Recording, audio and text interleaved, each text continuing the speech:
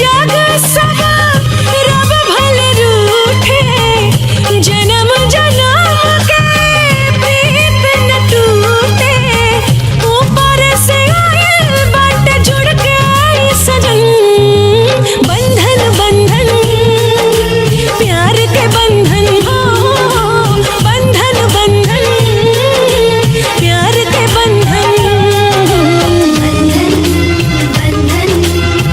जन्म जन्म के बंधन।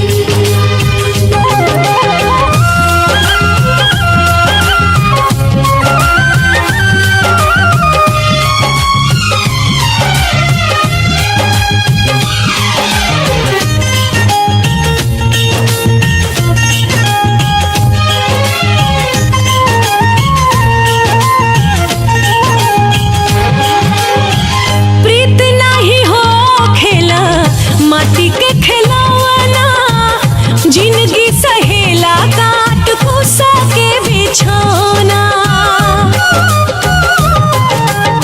सुखी दुखी होला दुगो जिंदगी के पहिया, ऊपर वाला लेके जाए चाहे जवन रहिया।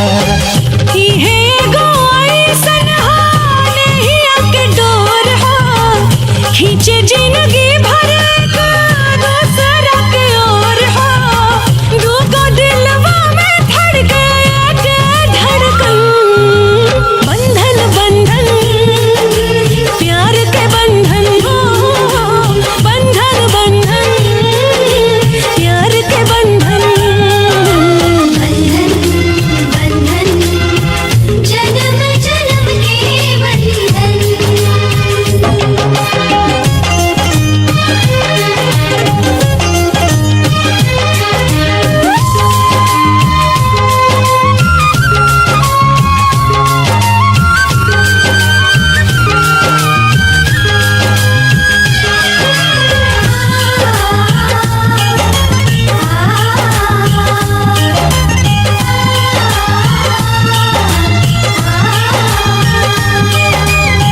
चढ़ के ना उतरेला नैया के रंग हो, दुनिया ना चाही रहे मीत जब संग हो।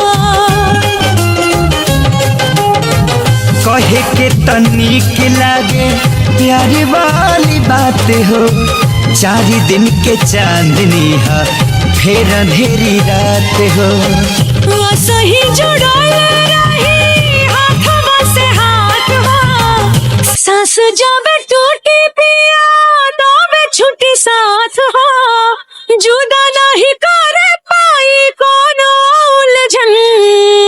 बंधन बंधन प्यार के बंधन हो, बंधन बंधन प्यार के बंधन हो। बंधन बंधन